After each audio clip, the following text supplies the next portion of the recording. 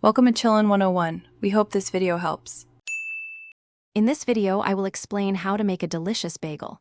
First, gather your ingredients, ensuring you have high-quality flour, fresh yeast, and a touch of malt. Next, understand that proper dough hydration is crucial for that perfect chewy texture. We'll then move on to shaping, creating those iconic holes, and finally, the secret to a golden, crispy crust and soft interior. Let's get started on your perfect bagel journey. To begin, combine your bread flour, warm water, active dry yeast, a touch of malt, and salt in a large bowl. Mix until a shaggy dough forms, then turn it out onto a clean surface. Knead the dough vigorously for about 10 to 12 minutes until it becomes smooth and elastic. Place it in a lightly oiled bowl, cover, and let it rise slowly for 1 to 2 hours or until doubled in size.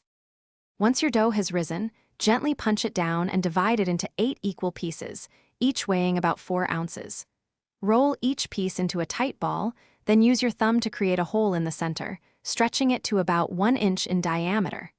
Next, bring a large pot of water to a rolling boil, adding a tablespoon of malt syrup or baking soda. Boil each bagel for 60 to 90 seconds per side. After boiling, place your bagels on a parchment-lined baking sheet. Preheat your oven to 425 degrees Fahrenheit. Bake the bagels for about 15 minutes, flipping them halfway through to ensure even browning on both sides. They should emerge golden brown with a beautiful, slightly crisp crust. Finally, transfer them to a wire rack to cool completely before slicing and enjoying your perfectly delicious homemade bagels. Thanks for watching. Consider subscribing if we helped you.